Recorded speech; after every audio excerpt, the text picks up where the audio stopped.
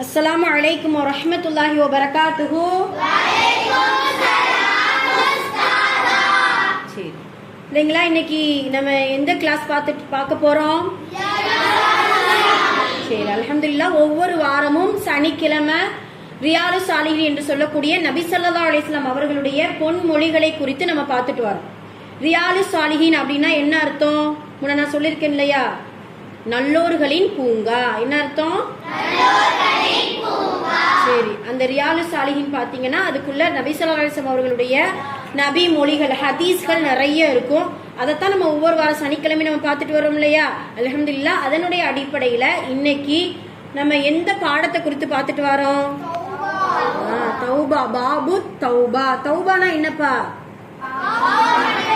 பாவ மன்னிப்புனா என்ன சொல்லுங்க? அல்லாஹ்விடத்தில் நாம் பாவ மன்னிப்பு கேட்பது. பாவ மன்னிப்புனா என்ன அர்த்தம் அப்படின்னா, நாம் செய்யக்கூடிய தவறுகளுக்கு நம்ம யாருமே நான் பாவமே செய்ய மாட்டேன் அப்படின்னு யாராவது சொல்ல முடியுமா? முடியாதுல்ல. அதனால அல்லாஹ்விடத்துல செய்யக்கூடிய நாம் செய்யக்கூடிய பாவத்திற்காக அல்லாஹ்விடத்தில் தௌபா செய்யக்கூடிய ஒரு பாடத்தை குறித்து தான் நம்ம பார்க்க போறோம். தௌபா என்கின்ற பாடம் எடுத்துக்கோங்க. எத்தனாவது ஹதீஸ் நம்ம பார்க்க போறோம் இன்னைக்கு? ஹதீஸ் நம்பர் 20, பேஜ் நம்பர் 39 எடுத்துக்கிட்டீங்களா? சரி, அல்ஹம்துலில்லாஹ். ஓகே, ஹைர். இன்னைக்கு பாத்தீங்கன்னா மாபெரும் பாவிக்கு மன்னிப்பு.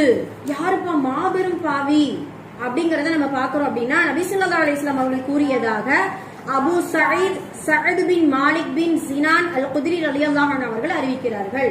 இந்த ஹதீஸுடைய சுருக்கத்தை நான் சொல்றேன். அதாவது உங்களுக்கு நபி ஸல்லல்லாஹு அலைஹி வஸல்லம் அவர்களுடைய பழக்கம் என்ன அப்படின்னா, நபி ஸல்லல்லாஹு அலைஹி வஸல்லம் அவர்கள் வாழ்ந்த காலத்துக்கு முன்னாடி உள்ள காலங்களில் நடைபெற்ற வரலாற்று சம்பவங்களை சஹாபாக்களுக்கு படிப்பினைக்காக சொல்லுவாங்க. சரிங்களா? பனு இஸ்ராயல்களுடைய காலத்துல நடந்த சம்பவங்கள், அப்புறம் ஒவ்வொரு நபிமார்களுடைய காலத்தில் நடந்த சம்பவங்களை நபி ஸல்லல்லாஹு அலைஹி வஸல்லம் அவர்கள் தன்னுடைய சஹாபாக்களுக்கு உபதேசமாக சொல்லிக் கொண்டிருப்பாங்க. அப்படித்தான் ஒரு நாள் நபி ஸல்லல்லாஹு அலைஹி வஸல்லம் அவர்கள் சொல்றாங்க, உங்களுக்கு முன் வாழ்ந்த ஒரு மனிதர் அவர் எத்தனை கொலை செஞ்சிருக்காங்க தெரியுமா? 99 கொலை. இதுக்கு முன்னாடி நம்ம பார்த்திருக்கோம் தானே இந்த ஹதீஸ். சரி, அப்ப 99 கொலை செஞ்சிருக்கிறாரு. அந்த மாபெரும் பாவிக்கு எப்படி மன்னிப்பு கிடைச்சிச்சு அப்படிங்கறத நம்ம பார்க்க போறோம். அப்ப அந்த 99 கொலை செய்யக்கூடிய பாவிக்கு மன்னிப்பு கிடைக்கும் பொழுது ரப்புல் ஆலமீன் நாமெல்லாம் சின்ன சின்ன பாவங்கள் தெரிந்தோ தெரியாமலோ எப்படியோ ஒரு நாள் நம்மளுடைய பாவங்களுடைய பட்டியலில் நிறைய பாவங்கள் இடம்பெறுது. அப்ப அந்த பாவத்திற்கு அல்லாஹ் தஆலா மன்னிப்பை கொடுப்பானா, நம்மளுடைய தௌபாவை ஏற்றுக்கொள்வானா அப்படின்னா கண்டிப்பாக ஏற்றுக்கொள்வான். உங்களுக்கு எல்லாம் ஞாபகம் இருக்கும்னு நினைக்கிறேன். இந்த பாபு தௌபா என்கின்ற அந்த பாடத்தை நடத்துறதுக்கு முன்னாடி 3 ஷர்த்துக்கள் சொன்ன ஞாபகம் இருக்கா? தௌபா செய்யக்கூடியதற்கு 3 ஷர்த்துக்கள். 1, முதல்ல அந்த பாவத்தை நினைத்து வருந்த வேண்டும். என்னது? பாவத்தை நினைத்து வருந்த வேண்டும். 2வது, அந்த பாவத்தில் இனிமேல் நான் செய்யவே மாட்டேன் அப்படின்ட்டு அல்லாஹ்விடத்தில் வாக்குறுதி கொடுக்கணும். 3வது, யா அல்லாஹ், உன்னை தவிர பாவத்தை மன்னிக்க கூடியவன் வேறு யாருமே இல்லை அப்படிங்கிற உறுதிமொழியோடு தவக்குலோடு அல்லாஹ்விடத்தில் பாவ மன்னிப்பு கேட்கணும். ஞாபகம் இருக்காத சொன்னது? அப்ப இந்த 3 அடிப்படையில நம்ம என்ன செய்யணும்? அல்லாஹ்விடத்துல பாவ மன்னிப்பு கேட்கணும். சும்மா சாதாரணமா அல்லாஹ்விடத்துல கையேந்தி யா அல்லாஹ் என்ன மன்னிச்சிருன்னு சொன்னா மன்னிப்பானா? கிடையாது. அதுக்குன்ட்டு ஒரு கலை இருக்குது. பாவ மன்னிப்பு கேட்கணுங்கிறதுக்கு ஒரு கலை இருக்குது. முருகி அல்லாஹ்விடத்துல மனமுகர்ந்து, ரப்பே, என்னுடைய பாவம் எனக்கும் உனக்கு மட்டும்தான் தெரியும், வேற யாருக்குமே தெரியாது, அதனால் என்னுடைய பாவத்தை ரகசியமாக நீ மன்னித்து விடு அப்படின்ட்டு நம்ம என்ன செய்யணும்? அதிகமா பாவ மன்னிப்பு செய்யணும். அதனால இன்னைக்கு பாத்தீங்கன்னா ஒரு 99 கொலை செய்யப்பட்டவனுக்கு எப்படி அல்லாஹ் தஆலா பாவ மன்னிப்பு கொடுத்தா, அவன் என்ன செய்யறான் அப்படின்னா 99 கொலை செஞ்ச பின்னாடி கொஞ்சம் மனம் வருத்தப்படுறான். சரி, நம்ம இவ்வளவு கொலை செஞ்சிட்டோமே, நமக்கு பாவ மன்னிப்பு கிடைக்குமா? அல்லாஹ் தஆலா நம்மள மன்னிப்பானா அப்படின்னு சொல்லிட்டு ஒரு அறிஞரை தேடி போகிறான்.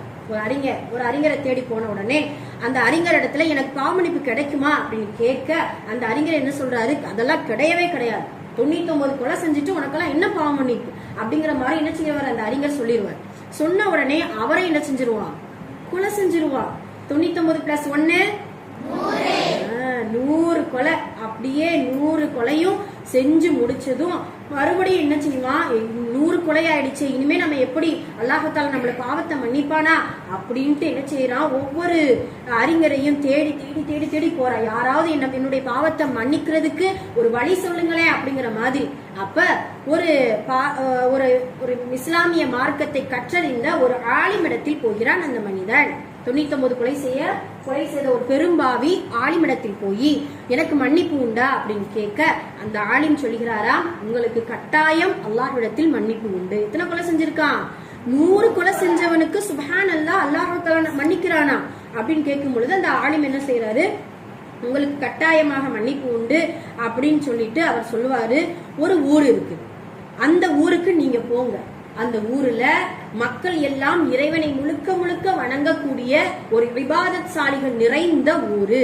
அந்த ஊருக்கு போனீங்க அப்படின்னா அந்த ஊர்ல இருந்து அல்லாஹ்விடத்துல கையேந்தி தௌபா செய்யா அல்லாஹ் என்னுடைய பாவங்களை எல்லாம் மன்னிச்சிருன்னு நீங்க கேட்டீங்க அப்படின்னா கட்டாயம் உங்களுடைய கொலைகளுக்கு அல்லாஹ்தாலா மன்னிப்பு கொடுத்துருவான் அப்படின்னு சொல்லிட்டு என்ன செய்யறாங்க, அந்த அறிஞர் சொன்ன உடனே அந்த மனிதனுக்கு ரொம்ப சந்தோஷம். அப்ப தேடி அந்த நாட்டை தேடி போறான். அந்த நாடு சில அறிஞர்கள் சொல்றாங்க மக்கான்னு சொல்றாங்க. ஏன்னா அதிகமா 24 மணி நேரமும் இறைவனை வணங்கக்கூடிய ஒரு நாடுனா மக்கா தான். உண்மைக்கே 24 மணி நேரமும் எந்த அளவுக்கு எப்படி சொல்லலாம் அப்படின்னா, நம்ம கஅபாவை தவாஃப் செஞ்சுட்டே இருக்காங்களா, தவாஃப் பாத்தீங்கன்னா 24 மணி நேரம் தவாஃப் நடந்துட்டே இருக்கும். ஒரு நிமிடம் கூட தவாஃப் செய்யக்கூடிய ஆள்கள் இல்லை என்றால் என்ன ஆயிரும் தெரியுமா? மாஷா அல்லாஹ், ஞாபகம் வச்சிருக்கீங்க, கியாமத் நாள் வந்துரும். அந்த அளவிற்கு 24 மணி நேரமும் அல்லாஹ்வை வணங்கக்கூடிய அந்த மக்காவை நோக்கி அந்த மனிதன் பயணிக்கிறான். துரதிர்ஷ்டவசமோ அல்லது பாக்கிய அதிர்ஷ்டவசமோ தெரியல, போகும் பொழுதே அவனுக்கு மரணம் தழுவுகிறது. எப்படி இருக்கும் அந்த மனுஷனுக்கு? இப்ப நமக்கு ஒரு சந்தேகம் வரும்ல, இறந்து போயிட்டான், பாவ மன்னிப்பும் கேட்கல, அப்ப இவனுக்கு மன்னிப்பு இருக்குமா இல்லையா, சொர்க்கமா நரகமா அப்படிங்கிற ஒரு டவுட் இருக்கு இல்லையா? அதுக்கு அல்லாஹ்தாலா ஒரு அழகான ஒரு விடை, அந்த மனிதனுக்கு ஒரு அதிசயத்தை நிகழ்த்தி காட்டுதான்.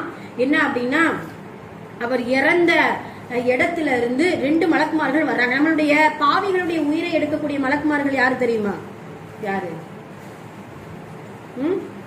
அதாவுடைய மலக்குகள். யாரு? அதாவது வேதனை உடைய மலக்குகள். நல்லோர்களுடைய உயிரை எடுக்கக்கூடியவர்கள் ரஹ்மத்துடைய மலக்குகள். நல்லா ஞாபகம் வச்சுக்கணும், ரஹ்மத்துடைய மலக்குகள், அதாவுடைய மலக்குகள். 2 மலக்குமார்களும் வர்றாங்க.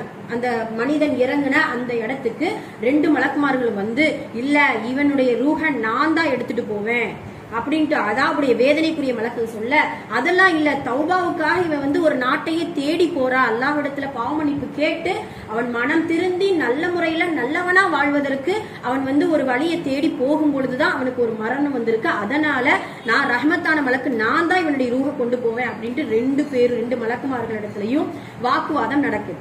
அப்பதான் அல்லாஹ்தாலா ஒரு மனிதனை, ஒரு மலக்கை மனித உருவத்துல அல்லாஹ்தாலா தீர்ப்புக்காக அனுப்பின உடனே அந்த இதுல பாருங்களேன், அவர் வந்த மற்றும் போக வேண்டிய 2 பூமிகளையும் அளந்து பாருங்கள். அந்த மனித உருவத்தில் வந்த அந்த மலக்கு சொல்றாரு, 2 பூமிகளையும் அளந்து பாருங்கள். அவ்விரண்டு பூமிகளில் அவர் எதற்கு நெருக்கமானவராக இருக்கிறாரோ அவர் அதற்கே உரியவர் ஆவார். எப்படி புரியுது? உங்களுக்கு புரியுதா? இப்போ உதாரணமா ஒரு பள்ளிவாசல், அவர் தேடி போனது ஒரு பள்ளிவாசலத்தான தேடி போறாரு. அந்த பள்ளிவாசலை தேடி போன தூரத்துக்கு நெருக்கமா அவருடைய ஜனாசா இருக்குதா, இல்ல அவர் கடந்து வந்த பாதைக்கு ஜனாசா இது நெருக்கமா இருக்குதா அப்படிங்கறத 2 பேரும் அளந்து, 2 பூமியையும் அளந்து பாக்குறாங்க. அந்த மனித உருவத்தில் வந்த மலக்கு சொன்னதை கேட்டுட்டு இப்ப அளந்து பார்த்த உடனே அவங்க கஅபாவை பள்ளிவாசலை தேடி போன பூமி தான் ரொம்ப அருகில இருக்குது. இன்னும் கொஞ்சம் ஒரு உதாரணம் சொல்ல 1 கிலோமீட்டர் அளவுக்கு இன்னும் கொஞ்சம் நடந்து போயிருந்தாங்கன்னா பள்ளிவாசல என்ன செஞ்சிட அந்த கஅபாவை அடைஞ்சு பாவ மன்னிப்பு தேடி நல்ல மனிதரா வாழ்ந்திருக்கக்கூடிய அளவிற்கு அல்லாஹ்தாலா அவனுக்கு ஒரு வாய்ப்பு கொடுத்திருந்திருக்கலாம். ஆனால் அந்த மனிதனுக்கு அது மூலம் வஃபாத் வந்துடுச்சு. அப்ப 2 பூமியும் அளந்து பார்க்கும் பொழுது அவர் தௌபா செய்வதற்காக நாடி போன பூமி தான் மிக அருகில இருந்ததுனால ரஹ்மத்துடைய மலக்குமார்கள் அவர்களுடைய உயிரை கைப்பற்றி சென்று விட்டார்கள். அல்ஹம்துலில்லாஹ், ரஹ்மத்துடைய மலக்குமார்கள் அவங்களுடைய உயிரை கைப்பற்றிட்டாங்க அப்படின்னா கண்டிப்பா அல்லாஹ்தாலா அந்த மனிதர் செஞ்ச 100 பாவத்தையும் மன்னிச்சிருப்பான். அதே போல அல்லாஹ்தாலா அவர்களுக்கு இன்ஷா அல்லாஹ் சொர்க்கத்தை என்ன செஞ்சிருப்பான், கொடுப்பான் அப்படிங்கறத நம்ம நம்பிக்கொள்ளலாம். ஆக 100 பாவம் செய்த அந்த பாவிக்கே இவ்வளவு அழகான மன்னிப்பு அல்லாஹ்தாலா நமக்கு கொடுக்கும் பொழுது இதுல இருந்து நமக்கு தெரியக்கூடிய பாடம் என்ன அப்படின்னா, எவ்வளவு பெரிய பாவங்கள் செய்தாலும் அல்லாஹ்வின் மீது நல்லெண்ணம் கொண்டே தவிர நம்ம மரணிக்கவே கூடாது. சரிங்களா? எவ்வளவு பெரிய பெரிய பாவங்கள்லாம் செய்யக்கூடிய அளவிற்கு அல்லாஹ் பாதுகாக்கணும். அந்த மாதிரியான சுச்சுவேஷன் நமக்கு உருவாக்கி தரல ரப்புல் ஆலமீன். அப்படி சுச்சுவேஷனை நாமளா என்ன செய்யக்கூடாது, உருவாக்கிக்கிற கூடாது.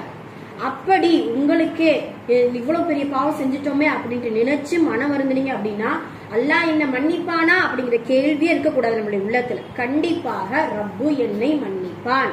எதன் மூலமாக மன்னிப்பான்? அவனுடைய ரஹமத்தின் மூலமாக நம்மை மன்னிப்பான். அப்ப நாம நினைக்கலாம், அப்ப தப்பு செஞ்சுட்டு பெருசா மன்னிப்பு கேட்டுட்டே இருப்போமா அப்படிங்கறது கூடாது. சரிங்களா? அல்லாஹு தஆலா நமக்கு நாமளே வெட்கப்படணுமா?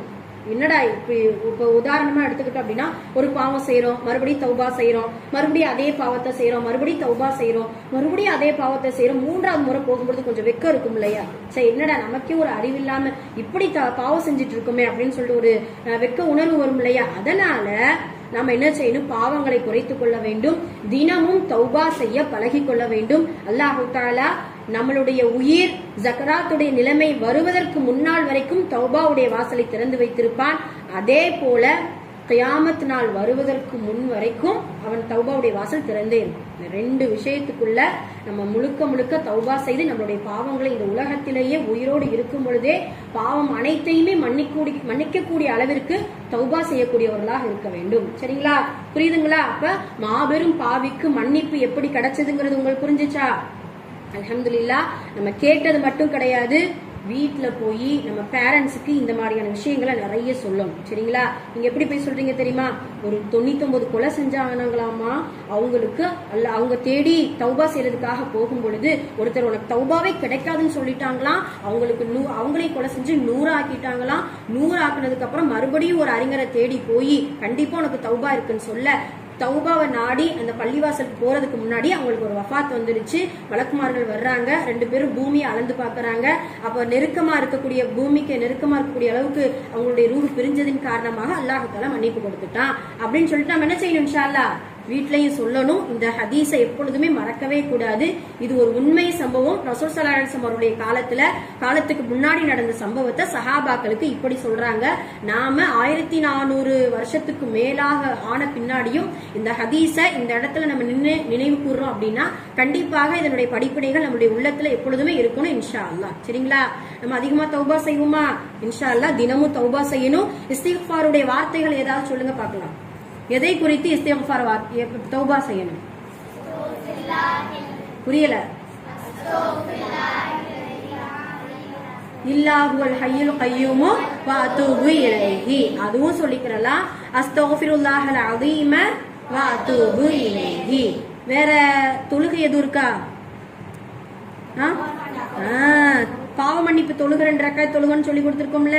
தௌபா நஃபில் 2 ரக்காயத்து தினமும் இன்ஷா அல்லாஹ் நம்ம என்ன செய்யணும்? தொழுகணும். எப்ப தொழுகன்னு சொல்லி கொடுத்துருக்கோம்? எப்ப? சத்தமா சொல்லுங்க. இஷாவுக்கு பின்னாடி. அதாவது எப்ப வேணாலும் தொழுதுக்கிறலாம். இருந்தாலும் இஷாவுக்கு பின்னாடி வேணா ஒரு நாள் ஃபுல்லா என்ன பாவம் செஞ்சோம் நமக்கு தெரியாது இல்லையா? நம்ம தூங்க போறதுக்கு முன்னாடி. ஏன்னா தூங்குவது என்பது சிறு மரணம். அதுல நம்ம காலையில எழுந்தாதான் போச்சு, எழுலன்னா அல்லாஹ் பாதுகாக்கணும். அதனால இஷாவுக்கு பின்னாடி அல்லது இன்ஷா அல்லாஹ் தஹஜ்ஜுத் தொழக்கூடிய பழக்கம் உள்ளவர்களாக இருந்தோமேயானால் கண்டிப்பாக அப்பொழுது நம்ம என்ன செய்யணும்? 2 ரக்காயத்து தௌபா நஃபில் தொழுது கொள்ளணும். இது நல்ல ஒரு பழக்கம். இன்ஷா அல்லாஹ் தௌபா நஃபில் தொழணும். அதே போல சுக்ரியா நஃபில் நம்ம என்ன செய்யணும்? 2 ரக்காயத்து தொழுதுக்கிறோம். சரிங்களா? சரி, ஹைர். அல்ஹம்துலில்லாஹ். இன்றைய பாடம் புரிஞ்சுச்சா? சரி, அல்ஹம்துலில்லாஹ். அஸ்ஸலாமு அலைக்கும் வரஹ்மத்துல்லாஹி வபரகாத்துஹு.